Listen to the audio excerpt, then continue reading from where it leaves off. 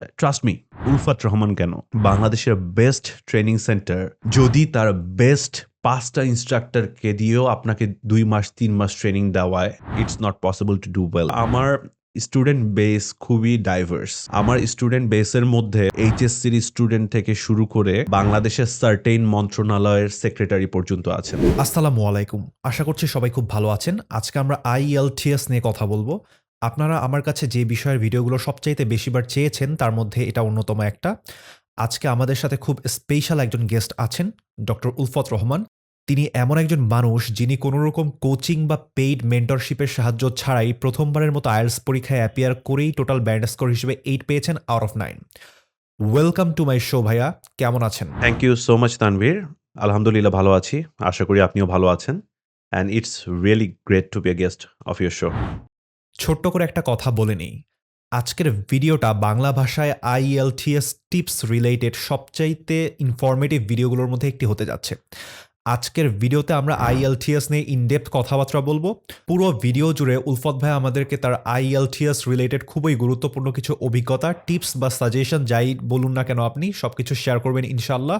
So please be ready and let's role into ইট। ভাইয়া, আমাদেরকে যদি আপনি আপনার এডুকেশন ট্র্যাকটা একটু বলতেন তাহলে আমাদের অডিয়েন্সদের জন্য ব্যাপারটা বুঝতে একটু সুবিধা হতো। আই মিন আপনার কলেজ কোনটা ছিল বা আপনি কোন ইউনিভার্সিটি থেকে পড়েছেন, কোন বিষয়ের উপর পড়াশোনা করেছেন এবং আপনি IELTS এক্সাম কেন দিলেন? এটা নিয়ে আপনার ফিউচার প্ল্যানটা কি? এই ব্যাপারগুলো যদি একটু বলতেন তাহলে আমাদের অডিয়েন্সদের জন্য পুরো ব্যাপারটা বুঝতে বেশ সুবিধা হতো। Thank you Tanvir. So basically আমি ২০১১ সালে নটরডেম কলেজ থেকে সায়েন্স ব্যাকগ্রাউন্ডে আমার এইচএসসি কমপ্লিট করি। And then I went to China for my MBBS degree. আমি ওখানে ৮ বছর পড়াশোনা করে এমবিবিএস কমপ্লিট করি এবং ওখানে আমি বেশ কিছুদিন ডাক্তার হিসেবে এমপ্লয়েডও ছিলাম। তো তারপরে আমি দেশে ব্যাক করি ২০২০ এর অগাস্টে। সো বেসিক্যালি আমি যখন 3rd ইয়ারে ছিলাম আমার মেডিসিন ডিগ্রির, সেই সময় থেকে আমার একটা টার্গেট তৈরি হয় যে after finishing my MBBS I will move to an English speaking country for my higher studies, right? তো এই টার্গেট থেকেই অ্যাকচুয়ালি আমি যখন দেশে ল্যান্ড করেছি ২০২০ সালে, ল্যান্ড করার ১ মাস ২৫ দিনের মাথায় আমি IELTS পরীক্ষায় অংশগ্রহণ করি এবং এটাই আমার জীবনের ফার্স্ট IELTS এক্সামে পার্টিসিপেশন ছিল এবং ১ম বারই আমি আলহামদুলিল্লাহ 8 আউট অফ 9 স্কোর করি আরকি। সো আফটার IELTS মানে IELTS কমপ্লিট করার পরে যেহেতু I am targeting Canada as my destination for higher studies in public health. আমি পাবলিক হেলথ পার্সিউ করতে চাই আমার মাস্টার্সের জন্য। So Canada's procedures are a bit lengthy nowadays due to pandemic. So আমি চিন্তা করলাম যে এই মাঝখানের সময়টাতে কেন না আমি IELTS ইন্সট্রাক্টর হিসেবে কাজ করি as I have 8 out of 9 in the IELTS exam, right? So from almost last 1 year, I have been working as an IELTS instructor. আর এই সময়টাতে অ্যাকচুয়ালি এনজয় করেছি। বেশ এনজয় করেছি পড়ানোটা। কারণ হচ্ছে যে অনেক নতুন এক্সপেরিয়েন্স হয়েছে। সো বেসিক্যালি আমি বেশ কিছু ট্রেনিং সেন্টার, নামকরা কিছু প্রতিষ্ঠানে অনলাইন এবং অফলাইন ব্যাচেস দুটিই রান করিয়েছি। প্লাস হচ্ছে যে আমার আ পার্সোনাল কিছু স্টুডেন্টস ছিল both online and offline. So overall এই ১ বছরে আমার মনে হয় যে আমি প্রায় ১,০০০ এর কাছাকাছি স্টুডেন্টকে গাইড করেছি। And some of them had already left for USA and Australia. কেউ কানাডা যাওয়ার জন্য ওয়েট করছে। সো ওভারঅল ইট ওয়াজ আ ভেরি গুড এক্সপেরিয়েন্স অ্যাকচুয়ালি। আপনি কোনো রকমের কোচিং কিংবা পেইড মেন্টরশিপের সাহায্য ছাড়াই প্রথমবারের মতো IELTS পরীক্ষায় অ্যাপিয়ার করে ব্যান্ড স্কোর 8 আউট অফ 9 পেয়েছেন। এই ব্যাপারটা কিভাবে সম্ভব হলো? আর আপনি যদি আপনার IELTS পরীক্ষার প্রস্তুতি পর্ব, পরীক্ষা এবং ওভারঅল পুরো অভিজ্ঞতাটা একটু বর্ণনা করতেন ইন ডিটেইলসে তাহলে আমাদের অডিয়েন্সদের জন্য অনেক সুবিধা হতো বলে আমার মনে হয়। তানভীর আবারও থ্যাংক ইউ। সো বেসিক্যালি হ্যাঁ, আমি কোনো ধরনের কোচিং করার অ্যাকচুয়ালি যে ইচ্ছা ছিল না তা না। ৮ বছর পরে দেশে আসার পরে I was too busy to like attend a coaching and everything, হ্যাঁ?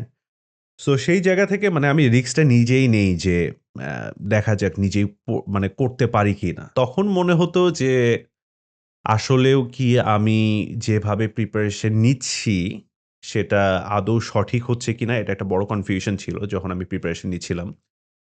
অ্যান্ড দেন আম মানে যেটা দাঁড়ায় সেটা হচ্ছে কি যে specially for writing module and speaking module যদি আপনি কোচিং না করেন বা কোনো মেন্টরের আন্ডারে না থাকেন, তাহলে একটা ব্যাপার দাঁড়ায় কি যে আপনি যা লিখছেন বা যা বলছেন সেটা অ্যাকচুয়ালি কতটুকু কারেক্ট হচ্ছে। এটা একটা বড় কোয়েশ্চেন। বাট রিডিং বা লিসনিং মডিউলের ক্ষেত্রে কিন্তু আপনি একটা এক্সাম দেওয়ার পরে, আপনি ক্যামব্রিজের বইগুলো থেকে এক্সাম দেওয়ার পরে হচ্ছে কি যে অটোমেটিক আপনি আনসারগুলো মিলাতে পারছেন instantly, right? So you know যে আপনি কত পাচ্ছেন। তো এটা একটা বড় কনফিউশন ছিল।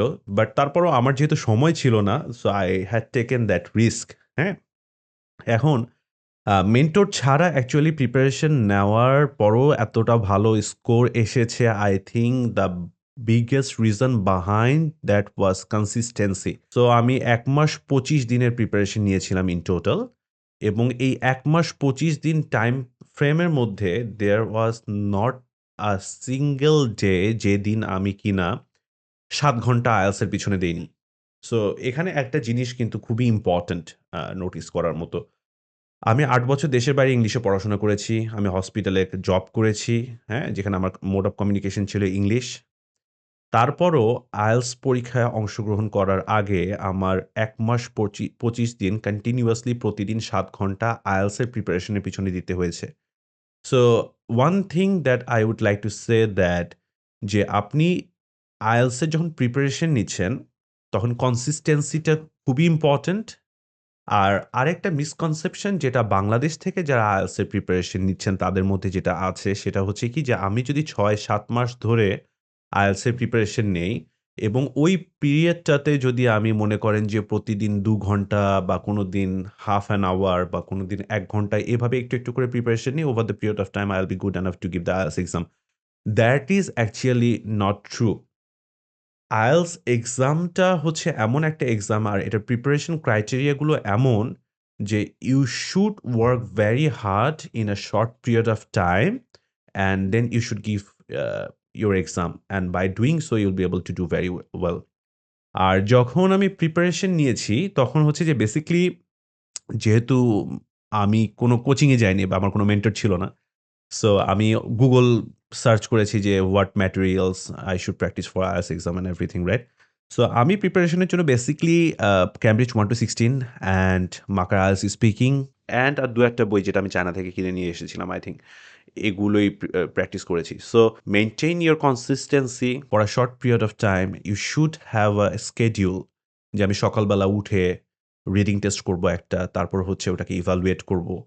তারপরে হচ্ছে একটা লিসনিং টেস্ট করব, তারপর হচ্ছে একটা রাইটিং টেস্ট করব অ্যান্ড স্পিকিং প্র্যাকটিস করব, স্পেলিং প্র্যাকটিস করব। সো ওই শিডিউলটা থাকাটা খুব important. You should have a schedule, you should have a recipe to do well in the IELTS, right?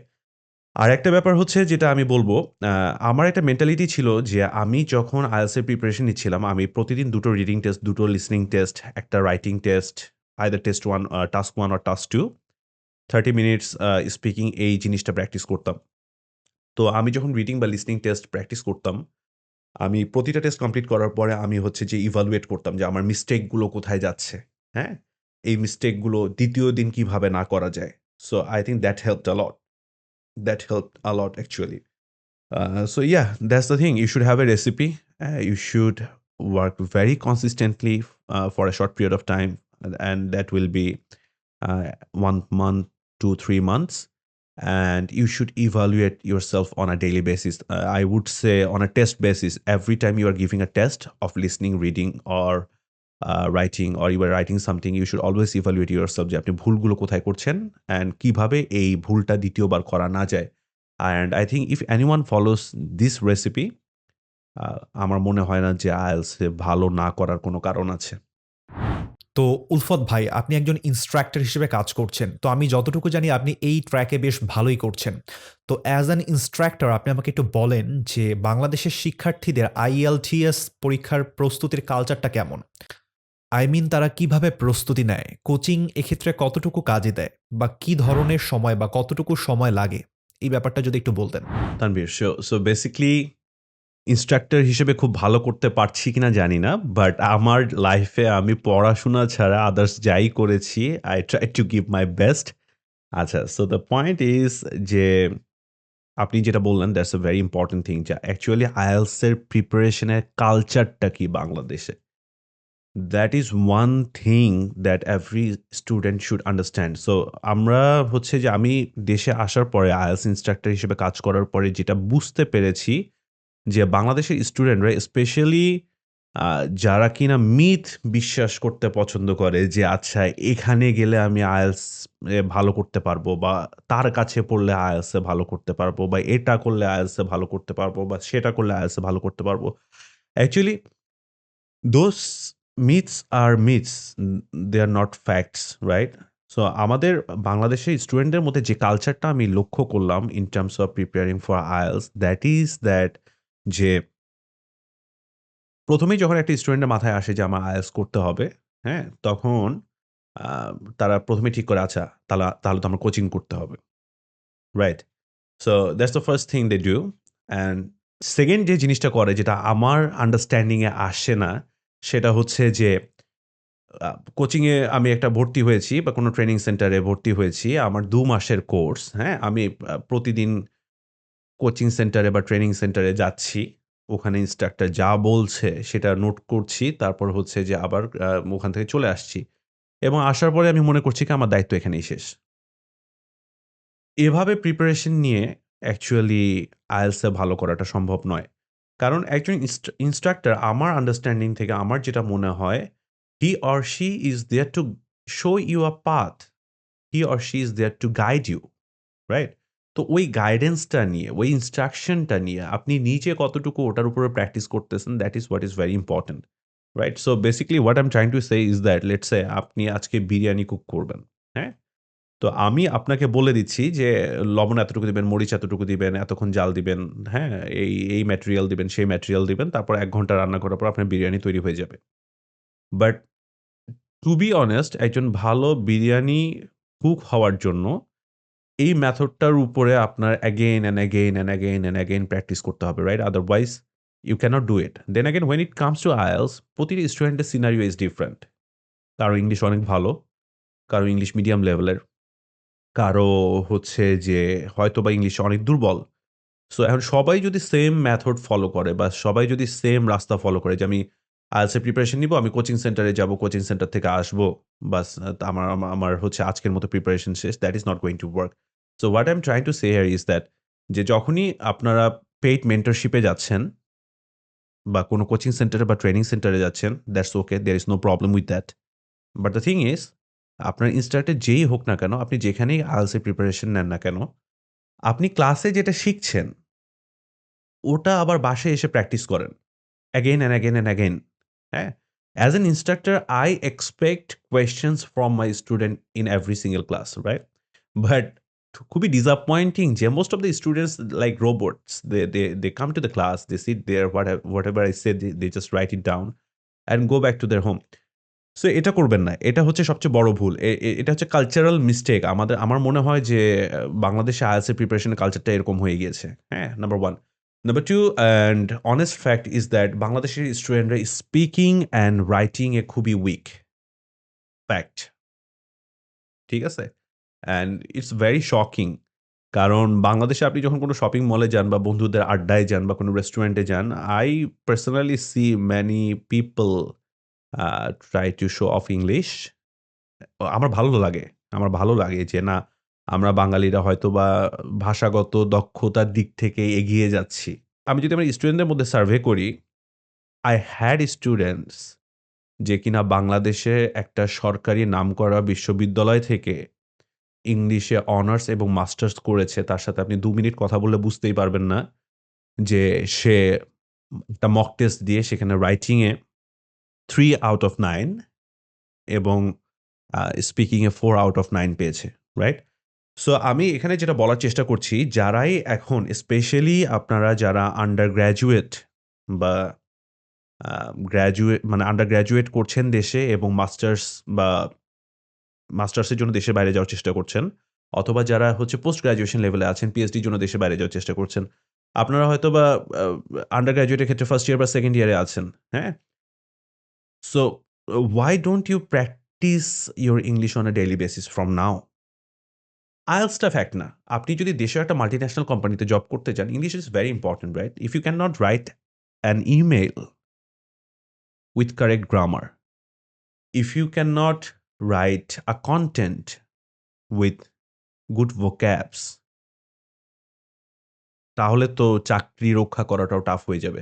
So এই জায়গাটাতে আমার খুব আফসোস যে স্টুডেন্টরা আগে থেকে সচেতন না। হ্যাঁ? আগে থেকে একটু, একটু করে প্র্যাকটিস করা, নিজেকে একটু, একটু করে তৈরি করা, আমরা সেলফ ডেভেলপমেন্ট যেটাকে বলি, এই আগ্রহটা তাদের মধ্যে নেই। যখন মনে করেন যে তার এই মাসের মধ্যে IELTS টা না দিলে সে এই দেশে বা সেই দেশে এই সেশনটা মিস করে যাচ্ছে, সিচুয়েশনটা যখন ওই পর্যায়ে দাঁড়িয়ে যায়, তখন তারা তাড়াহুড়া করে IELTS এর একটা কোচিং সেন্টার বা ট্রেইনারের আন্ডারে আসে। আসার পরে বলে যে, "স্যার আমার তো সময় নেই। আমাকে এটা পাওয়ায় দিতেই হবে।" ট্রাস্ট মি, উলফাত রহমান কেন? বাংলাদেশের বেস্ট ট্রেনিং সেন্টার যদি তার বেস্ট ৫ টা ইন্সট্রাক্টরকে দিয়েও আপনাকে ২ মাস ৩ মাস ট্রেনিং দেওয়ায়, it's not possible to do well if you don't try yourself or if you don't try to improve yourself. Okay? So এই জায়গাটাতে সচেতন হওয়ার মানে জায়গা আছে আমাদের। আপনি হয়তোবা ইংলিশে দুর্বল, আপনি জানেন। সো এখানে আমি আমার একটা আম এক্সপেরিয়েন্স শেয়ার করি আপনাদের সাথে। I think it will help you. So আমি যখন ১ম চায়নাতে যাই, আমার পুরো কোর্সটা ছিল মানে মোড অফ ইনস্ট্রাকশন ছিল ইংলিশ, রাইট? সো আমি যখন ১ম চায়নাতে যাই, আমি যখন ফার্স্ট সেমিস্টারে পড়াশোনা শুরু করি, তখন আমার ইংলিশ এখন যেরকম এরকম ভালো ছিল না। সো আমি ১ম সেমিস্টারে যখন পড়াশোনা শুরু করেছি, দেখা যাচ্ছে যে অ্যানাটমি হ্যাঁ, আমি নিজেই পড়তে পারছি। কারণ কঙ্কাল-টঙ্কাল সব নিয়ে গিয়েছি। বই দেখে মেজারমেন্ট দেখে কোন বোন কি এগুলো পড়ে ফেলছি। But when it came to the pathology and pathophysiology, যদি মেডিকেল ব্যাকগ্রাউন্ডের কেউ ভিডিওটা দেখে থাকেন আপনারা বুঝতে পারবেন। তো দেখা যাচ্ছে যে স্যার যখন মানে ক্লাসরুমে ইনস্ট্রাকশন দিচ্ছেন, আমি কিছুই বুঝতে পারছি না। I was like able to understand I think around 40% of his instruction due to my lack of English. আমার ইংলিশের গাফিলতির কারণে আমি তার লেকচার বুঝতে পারছিলাম না। সো ফার্স্ট সেমিস্টারটা এভাবে পার করে দেওয়ার পরে সেকেন্ড সেমিস্টারে গিয়ে আমি ঠিক করলাম যে না, আমার হচ্ছে যে প্রায়োরিটি চেঞ্জ করা উচিত। কারণ ফার্স্ট সেমিস্টারে আমার প্রায়োরিটি ছিল এমবিবিএস। বাট আমি যখন দেখলাম যে আমার ইংলিশ ল্যাকিং এর কারণে আমি এমবিবিএসটা ঠিকঠাক মতো কমপ্লিট করতে পারছি না বা বুঝছি না অনেক ম্যাটেরিয়াল। তো আমি চিন্তা করলাম যে why don't I improve my English first? So পরের সেমিস্টারটাতে আমার মানে পুরো প্রায়োরিটি ছিল যে I have to improve my English anyhow. So আমি তো চায়নাতে কোনো প্রাইভেট টিউটর বা কোচিং সেন্টার পাইনি ওই সময়টাতেও। So what I started doing is that আমি মুভি দেখা শুরু করলাম। মানে যত মুভি ছিল হলিউডের যেগুলো আমার অতীত জীবনে দেখা হয়নি আরকি, হ্যাঁ? দেন এগেইন আমি হচ্ছে যে বাঙালি গ্রুপের সাথে একটু চলাফেরা কমায় দিয়ে ফরেনারদের সাথে কিভাবে চলাফেরা করা যায়, তাদের সাথে কিভাবে কথা বলা যায়, ইংলিশটা ইমপ্রুভ করার জন্য। হ্যাঁ? আমার এমনও দিন গিয়েছে যেখানে আমি ২ ঘন্টার মুভি ৬ ঘন্টা মিলিয়ে দেখেছি। তার মানে কি আমি যখন মুভি দেখছি, কোনো একটা লাইন যদি আমি না বুঝি, playback, playback, playback. So I did that for 6 months and after 6 months আমি এখনকার মতো এত ভালো না হয়ে গেলেও my level had jumped a significant my English had jumped a significant level এবং after that আমি কখনোই ইংলিশের চর্চাটা ছাড়িনি। হ্যাঁ? আম on a daily basis এবং তার ফলাফলটা কিন্তু IELTS এ এসেছে। সো আমি আপনাদেরকে বারবার করে বলব, আগে থেকেই সচেতন হন। English is very important and you should like try to develop yourself in advance. তাহলে IELTS পরীক্ষা দিতে যাওয়ার ৩ মাস আগে বা ২ মাস আগে যে হতাশা বা হ্রাস দেখা যায়, এটা আর হবে না। বাংলাদেশের শিক্ষার্থীরা IELTS এর কোন মডিউলগুলোতে বা স্পেসিফিক্যালি কোন টপিকগুলোতে সবচাইতে বেশি স্ট্রাগল করে থাকে? ওকে।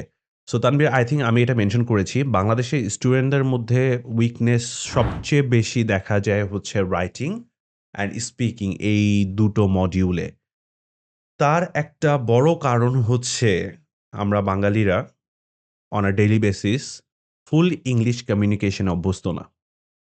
আমরা ওই বাংলার মধ্যে ২-৪ টা ওয়ার্ড বলি বা একটা সেন্টেন্সের অর্ধেক বলছি। That's very fine. বাট যখন when it comes to speaking English in length, ওই জায়গাটাতে আমরা খুবই উইক। স্পেশালি আমি যখন নেই, মক টেস্ট নেই for the part 2 of the test, ওখানে যখন আপনার ২ মিনিট টানা একটা টপিকের উপরে কথা বলতে হয়, ওই সময়টাতে দেখা যায় যে নার্ভাস হয়ে যাচ্ছে, মানে কাঁপাকাঁপি শুরু হয়ে যাচ্ছে। কি যে একটা অবস্থা। আর সবচেয়ে ফানি ব্যাপার হলো আমার স্টুডেন্ট বেস খুবই ডাইভার্স। ডাইভার্স বলতে আমার স্টুডেন্ট বেসের মধ্যে মনে করেন যে এইচএসসির স্টুডেন্ট থেকে শুরু করে বাংলাদেশের সার্টেইন মন্ত্রণালয়ের সেক্রেটারি পর্যন্ত আছেন। সো মানে মজার বিষয়টা হচ্ছে এইখানে যে সবার মধ্যেই ওভারঅল একটাই প্রবলেম দেখা যায়। সেটা হচ্ছে যে স্পিকিং অ্যান্ড রাইটিং। সো আমরা শুধু পড়াশোনার কালচার না, মানে আমি যে শুধু এই দোষটা যে শুধু স্টুডেন্টদেরকে দিব সেটাও দিতে পারছি না। আমরা ওভারঅল অ্যাজ আ নেশন আমার মনে হয় যে স্পোকেন ইংলিশ আমার যেটা মনে হয় মোস্ট অফ দ্য টাইম যখন আমি হচ্ছে যে পড়াই স্পোকেন ইংলিশে ভেরি উইক। ওকে? সো এটার মেইন কারণ যেটা বললাম সেটা হচ্ছে যে আমরা অন আ ডেইলি বেসিস ইংলিশকে সিরিয়াসলি নেই না। ইংলিশ আমাদের কাছে একটা স্টাইল যে আচ্ছা ঠিক আছে আমি একটু শো অফ করি তাহলে হচ্ছে ইংলিশটা বলব। অথবা কেউ একজন ইংলিশে কথা বলছে তখন আমি মনে করছি যে ওয়াই সে বা তারা এত স্টাইলিস্ট, হ্যাঁ? আর রাইটিং এর যে ব্যাপারটা আসে এটা টু বি অনেস্ট আমার মনে হয় যে এটা আমাদের এডুকেশন সিস্টেমের রেসপন্সিবিলিটি। আই ডোন্ট নো যে এই কথাটা বলা আমার ঠিক হচ্ছে কিনা। কারণ ছোটবেলা থেকেই আমি জানি না এখন কি সিচুয়েশন বাট আমি যতদিন দেশে পড়াশোনা করেছি এইচএসসি পর্যন্ত আমরা যখন ক্রিয়েটিভ রাইটিং এ যাই that means paragraph and essay writing সবসময় আমরা মুখস্থ করে অভ্যস্ত। আমি নিজেও তাই করেছিলাম। হ্যাঁ? যে আমাদের গাইড আছে ওখান থেকে প্যারাগ্রাফ বা এসে মুখস্থ করে আমরা হচ্ছে যে লিখছি। আবার স্টুডেন্টরা কিন্তু এভাবেই ভালো মার্ক পাচ্ছে। আমরা কিন্তু ক্রিয়েটিভ রাইটিংটাকে সাপোর্টও করছি না যে একটা স্টুডেন্ট স্কুলে বা কলেজে যখন পড়াশোনা করছে, সে হয়তোবা সবার থেকে আলাদা নতুন কোনো কিছু নতুনভাবে লেখার চেষ্টা করেছে। সে হয়তোবা ২-১ টা বা ৪ টা ৫ টা জায়গায় ভুল করলেও আমরা টিচার হিসাবে যে তাকে খুব একটা বেশি সাপোর্ট দিচ্ছি বা উৎসাহ দিচ্ছি লেখার ক্ষেত্রে, সেটা কিন্তু করা হচ্ছে না। তো আই থিংক সেই জায়গা থেকে আমরা ক্রিয়েটিভ রাইটিং এ একটু দুর্বল। একটু মানে ভালোই দুর্বল। স্পেশালি মানে IELTS এর তো কোনো সিলেবাস নেই। আপনার হচ্ছে যে রাইটিং এর টাস্ক 1 অ্যান্ড টাস্ক 2 এর যে টপিকগুলো it can come from anywhere. You can't get a common question or syllabus for IELTS, right? So তখন যেটা হয় সেটা হচ্ছে যে সম্পূর্ণ নতুন একটা টপিকের উপরে আপনি হচ্ছে যে ২৫০ ওয়ার্ড এসের ক্ষেত্রে আপনার লিখতে হবে 40 মিনিটস এর মধ্যে। তখন ব্রেইন কাজ করে না। সো নরমাল সেন্টেন্স স্ট্রাকচার যেটা কিনা আমি মানে ওই প্যানিকে নরমাল সেন্টেন্স স্ট্রাকচার যেটা কিনা আমি সারা জীবন ভুল করিনি, ওটাও ভুল লিখছি। হ্যাঁ? যেমন হি হ্যাভ দিয়ে দিচ্ছি। যেখানে আমি সারাদিন জানি যে হি এর পরে হ্যাজ হয়। হ্যাঁ? তো এই আরকি। সো আমাদের বাংলাদেশী স্টুডেন্টরা আই থিংক আ সবচেয়ে দুর্বলতা তাদের হচ্ছে যে রাইটিং অ্যান্ড স্পিকিং এ। বাংলাদেশের শিক্ষার্থীরা আইএলটিএস এক্সামের প্রস্তুতি নিতে গিয়ে যে মডিউলগুলোতে সবচাইতে বেশি স্ট্রাগল ফেস করে বা স্পেসিফিক্যালি যে টপিকগুলোতে সবচাইতে বেশি সমস্যায় পড়ে, এই ব্যাপারগুলো ওভারকাম করার জন্য বা ডেভেলপ করার জন্য আপনি যদি ইন ডিটেইলে কোনো কিছু টিপস বা সাজেশন দিতেন আরকি। Thank you Tanvir. আ খুবই ইম্পোর্টেন্ট একটা কোয়েশ্চেন। সো আমি বেসিক্যালি যারা IELTS করে তাদেরকে আমি ৩ ভাগে ভাগ করি। হ্যাঁ? এক মানে মেজর ৩ টা গ্রুপ। এক গ্রুপ হচ্ছে যে এইচএসসি কমপ্লিট করেছে এবং আন্ডার গ্র্যাজুয়েট করার জন্য দেশের বাইরে যাবে। সো এদের ক্ষেত্রে সাজেশন হচ্ছে যে আপনারা যদি আগে থেকেই চিন্তা করে থাকেন যে দেশের বাইরে যাবেন, specially if you are thinking about going abroad from the first year of your HSC, why don't you focus on uh, practicing English on a daily basis, right? Uh, প্রতিদিন ২০ মিনিট বা ৩০ মিনিট করে practice করলে speaking এবং writing practice করলে আপনার ২ বছরে আপনি এমন একটা সিচুয়েশনে পৌঁছে যাবেন যেখানে কিনা আপনার আর এইচএসসির পরে IELTS নিয়ে ওভাবে আর ভয় পেতে হবে না। তখন জাস্ট হচ্ছে যে কিভাবে IELTS এর রাইটিংটাকে সেট আউট করতে হবে এটা ঠিক করলেই এনাফ। হ্যাঁ? নাম্বার 1 সেকেন্ড গ্রুপ হচ্ছে এবং আমি যেই গ্রুপটার প্রতি সবচেয়ে বেশি ডিসঅ্যাপয়েন্টেড পার্সোনালি সেটা হচ্ছে যে যারা আন্ডার গ্র্যাজুয়েট করছেন আপনারা দেশে।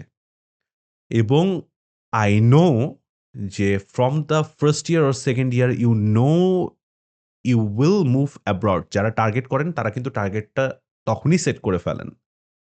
যে আমার আর ২ বছর আছে বা আমার আর ৩ বছর আছে I am going to move abroad for my master degree, right? তাদের যখন আমি দেখি যে না তারা আন্ডার গ্র্যাজুয়েট কমপ্লিট করে ফেলেছে এবং তারপরও তাদের ইংলিশের হযবরল অবস্থা, তখন আমার ডিসঅ্যাপয়েন্টমেন্ট এর আর শেষ থাকে না। কারণ বেসিক্যালি আপনি এইচএসসি কমপ্লিট করেছেন। তারপরে আপনি ইউনিভার্সিটিতে পড়ছেন। And as far as I know বাংলাদেশে মোস্ট অফ দ্যা ইউনিভার্সিটির হচ্ছে mode of instruction is English. Right? So that totally means যে আপনি যখন আপনি ইউনিভার্সিটি কমপ্লিট করেছেন, you were not focused on your English. So এটা হচ্ছে মেনে নেওয়ার মতো না। মানে আমার কাছে মনে হয় আরকি। সো আপনারা যারা আন্ডার গ্র্যাজুয়েট কমপ্লিট করছেন, স্পেশালি 2nd ইয়ার বা 3rd ইয়ারে আছেন, আপনাদের হাতে এখনো ৩ বছর থেকে ২ থেকে ৩ বছর সময় আছে।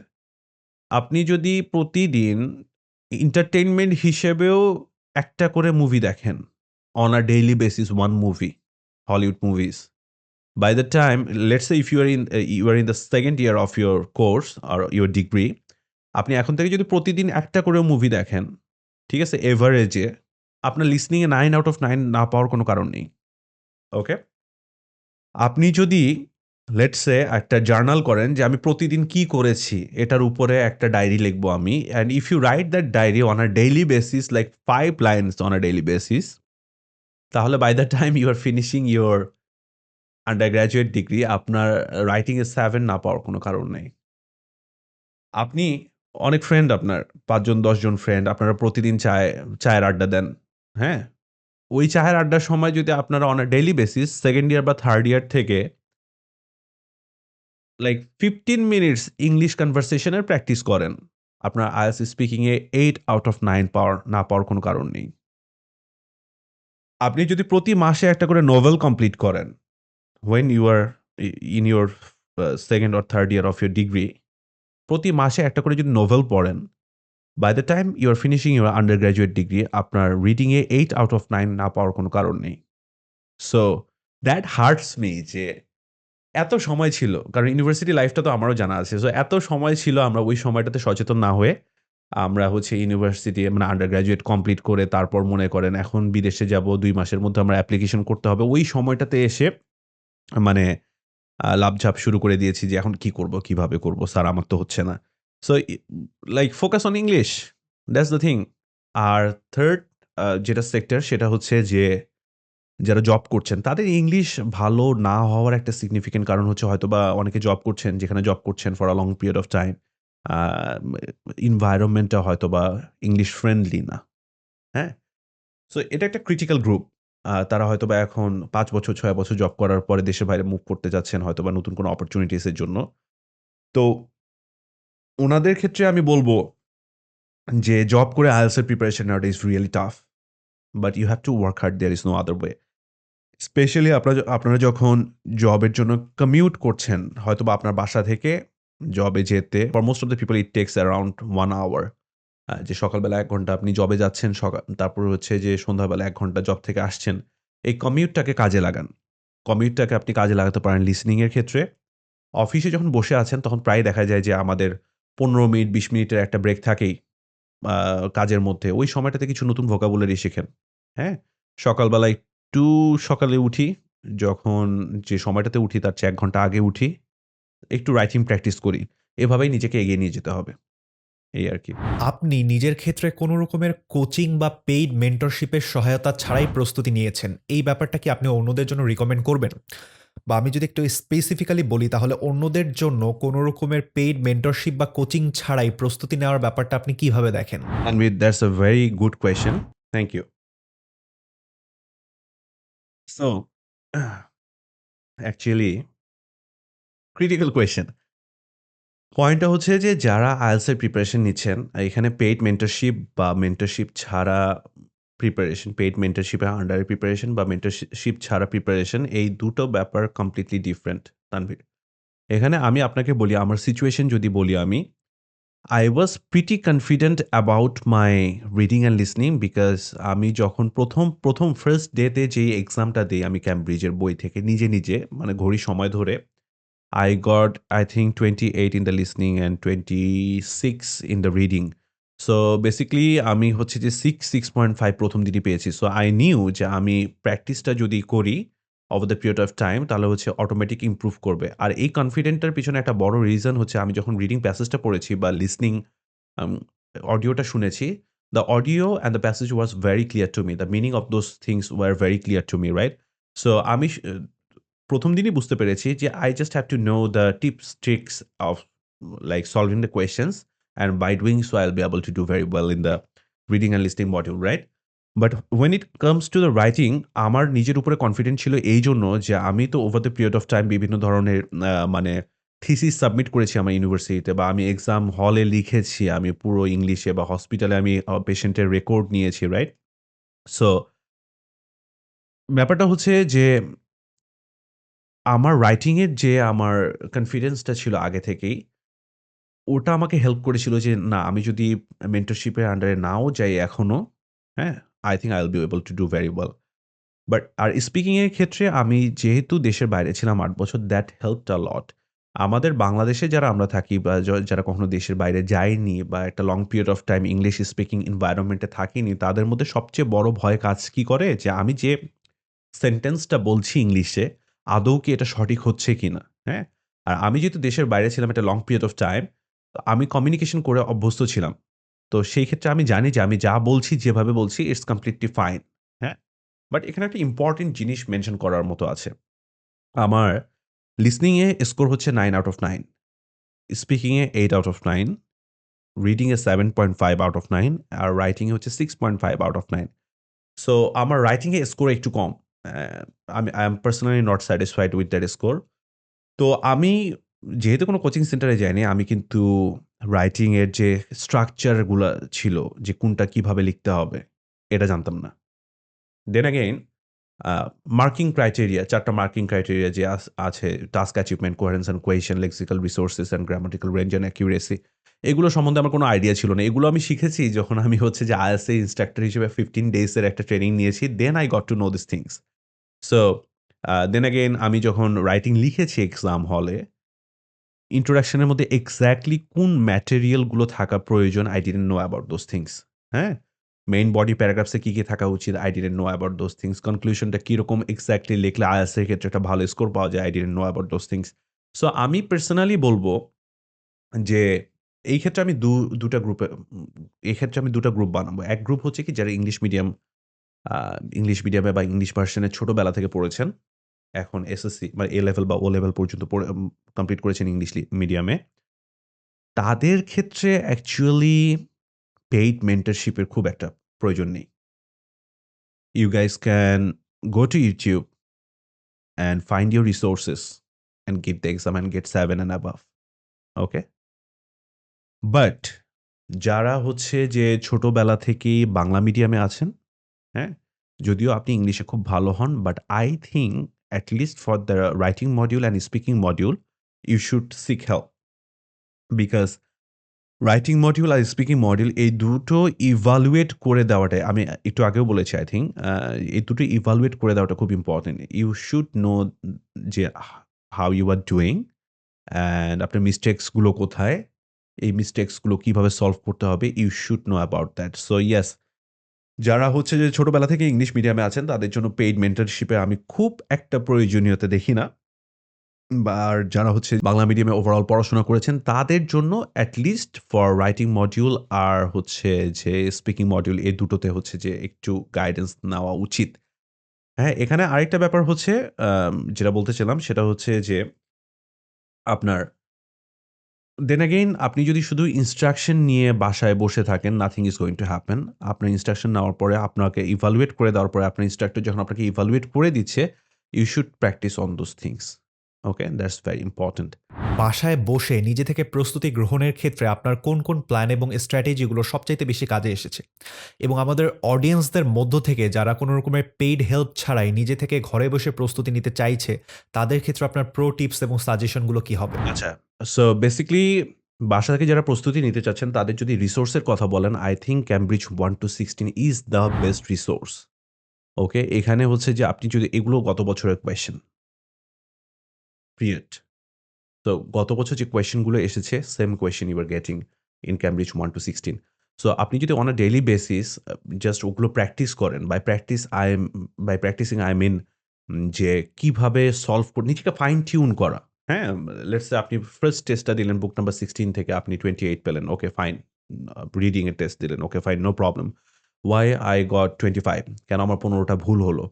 ট্রু ফলস নট গিভেনটা আমি যেভাবে সলভ করছি এইভাবে চিন্তা না করে কি অন্য কোনো ওয়েতে চিন্তা করা যায় কিনা? বা আমি কোনটাতে মানে কোপ আপ করতে পারতেছি, কোন মেথডে কোপ আপ করতে পারছি, হ্যাঁ? এই ব্যাপারগুলো খুবই important. So basically what I am trying to say, speaking এর জন্য Makkar IELTS speaking is a very good resource. You can take help from there. আর বাদবাকি হচ্ছে রিডিং, লিসনিং এর জন্য you can use Cambridge 1 to 16, that is more than enough. রাইটিং এ যদি কারো ইনস্ট্রাকশন এর দরকার হয় যে আমি কিভাবে লিখবো, কিভাবে শুরু করব, আমি সেজন্য চায়না থেকে ২ টো বই কিনে নিয়ে এসেছিলাম। I don't know if it is available in Bangladesh. The name of the book was Write Right and other one I forgot. Okay. So basically এই বইগুলো তারপরও চায়না থেকে যে ২ টো বই নিয়ে এসেছিলাম, I think I just only looked at those for 1 day or 2 days. Other than that আমি Cambridge 1 to 16 আর হচ্ছে Makar IELTS Speaking এই এই 18 এই ১৮ টা বইয়ের মধ্যেই ছিলাম আরকি। বাট এখানে সবচেয়ে ইম্পোর্টেন্ট ব্যাপার হচ্ছে যেটা ১ম এও বলেছি, নিজের একটা শিডিউল তৈরি করা যে আমি প্রতিদিন সকালে ঘুম থেকে উঠে নাস্তা করার পরে রিডিং প্র্যাকটিস করব নাকি লিসেনিং প্র্যাকটিস করব। রিডিং প্র্যাকটিস ১ ঘন্টা করার পরে আমি ইভালুয়েশন কতক্ষণের মধ্যে কমপ্লিট করব। তারপর কতক্ষণের মধ্যে কতক্ষণ ব্রেক নিব। ব্রেকের পরে আমি কি করব। তারপরে আবার কতক্ষণ ব্রেক নিব। এই ব্রেকের মধ্যে কি করব। So you should have a schedule. That's the main thing. You should have a schedule for 2 months at least. Okay? আর আপনার যদি ইংলিশের উপরে দক্ষতা ভালো হয়, দক্ষতা ভালো বলতে আমি বলছি যেটা সেটা হচ্ছে যে at least you know যে I এর পরে am হয় আর am দিলে হচ্ছে যে verb এর সাথে ing যোগ করতে হয়। That's the basic rule of a simple sentence, right? Present tense এর। আ তাহলে আমার মনে হয় যে if you follow that rule on a regular basis আপনার মানে ভালো না করার কোনো কারণ নেই। ঠিক আছে? বাট আপনার যদি একদম বেসিক এ সমস্যা থাকে যে আপনি আপনার গ্রামারে সমস্যা, আপনার পার্টস অফ স্পিচ এর সমস্যা, আপনার হচ্ছে যে প্রিপোজিশন এর সমস্যা, আর্টিকেল এর সমস্যা, then you should think about doing a basic course of English at first, then move to the IELTS preparation. বিদেশে পড়তে যাওয়া কিংবা ভিসা পাওয়া ছাড়াও আর কোন, কোন ক্ষেত্রে IELTS কাজে লাগে এই ব্যাপারটা যদি একটু বলতেন? Actually, Tanvir, I think IELTS তো international English language testing system. So এটাকে মানে ভিসা পাওয়া বা বাইরে যাওয়ার একমাত্র মোড হিসেবে চিন্তা না করে এভাবে চিন্তা করাটা বেটার যে এটা হচ্ছে আপনার ইংলিশ ল্যাঙ্গুয়েজ প্রফিসিয়েন্সির একটা certificate. So, if I talk about the people who are working in the buying house section of Bangladesh garment sector, তা উনাদের কিন্তু on a daily basis অনেক মানে ফরেনারদের সাথে কমিউনিকেশন করতে হয়। হ্যাঁ? একটা সার্টেন লেভেলে যাওয়ার পরে। Especially as far as I know for merchandiser. Then again if I talk about hospitality industry that means 5-star hotels and airlines তাদেরও কিন্তু একটা সার্টেন স্টেজে যাওয়ার পরে IELTS টা একটা রিকোয়ারমেন্ট হয়ে দাঁড়ায়। If I talk about pilots, IELTS টা একটা mandatory requirement as far as I know. I think they have another name for the exam. I cannot remember it properly, but I have been talking with a pilot like 15 days ago, and he has been telling that they also have to pass a exam to get the final certification, right? So IELTS টার মানে implication কিন্তু অনেক diverse. এটা শুধু বাইরে যাওয়ার জন্য হ্যাঁ, সবচেয়ে বড় গ্রুপ যারা IELTS করছেন তাদের মধ্যে সবচেয়ে বড় গ্রুপ হচ্ছে যে বিদেশে যাওয়ার জন্য for study purposes or for immigration. But এটার আরো অনেক ইমপ্লিকেশন আছে যেটা মেইন যে পয়েন্টগুলো সেগুলো আমি তুলে ধরলাম সেটা হচ্ছে যে garments industry, hospitality industry and in some cases I think ইউনিভার্সিটির লেকচারারদের জন্য কিছু, কিছু ক্ষেত্রে এটা প্রয়োজন হয়। ভাইয়া থ্যাংকস আ লট। আপনার ব্যস্ত মুহূর্তগুলোর মধ্যে থেকে আমার অডিয়েন্সদের জন্য সময় বের করতে পারার জন্য আপনাকে অসংখ্য ধন্যবাদ। Ranbir, thanks to you.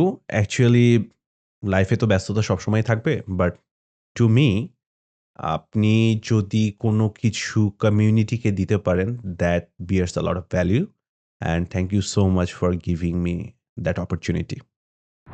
আশা করছি আমাদের আজকের আড্ডা থেকে আমাদের অডিয়েন্স অনেক নতুন কিছু জানতে এবং শিখতে পেরেছে রিগার্ডিং IELTS। আমি অডিয়েন্সদের উদ্দেশ্যে বলছি আপনারা যদি আজকের ভিডিওটি থেকে উপকৃত হয়ে থাকেন তাহলে আপনারা চাইলে আমার চ্যানেলটিকে সাবস্ক্রাইব করতে পারেন। আমি আপনাদের কাজে লাগতে পারে এমন ধরনের ভিডিও বানানোর চেষ্টা করে থাকি। আপনাদের সাথে আমার দেখা হবে পরবর্তী অন্য যেকোনো একটি ভিডিওতে। সে পর্যন্ত সবাই সুস্থ থাকুন। আসসালামু আলাইকুম।